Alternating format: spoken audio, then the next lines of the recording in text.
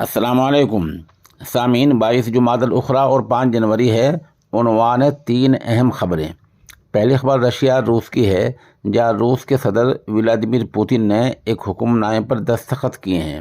اس میں لکھا ہے کہ جو شخص بھی روس میں آ کر روس اور یوکرین جنگ میں یوکرین کے خلاف محاذ پر جائے گا، فوج میں شامل ہو جائے گا، جنگ لڑے گا، اس کو بلا کسی دوسرے دستاویزات کے ہی روس میں شہریت دے دی جائے گی، وہ روسی شہری مان لیا جائے گا۔ ادھر ایک خبر ہریانہ سے آ رہی ہے، جہاں ہریانہ میں انڈین نیشنل لوک دل کے لیڈر سابق ممبر اسمبلی دلباغ سنگھ کے ٹھکانوں پر ای ڈی نے چھاپا مارا ہے۔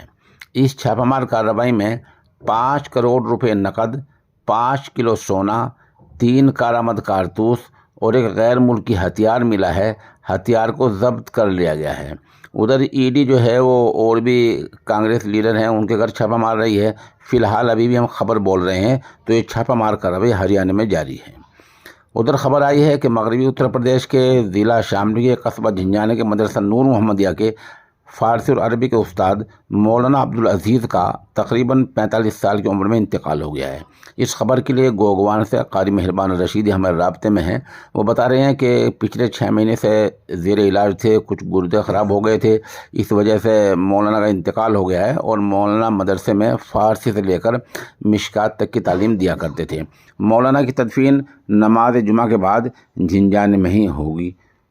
سامعین سے مرحوم کی مغفرت اور پسماندگان کے لیے صبر جمیل کی دعا کی درخواست کی جاتی ہے۔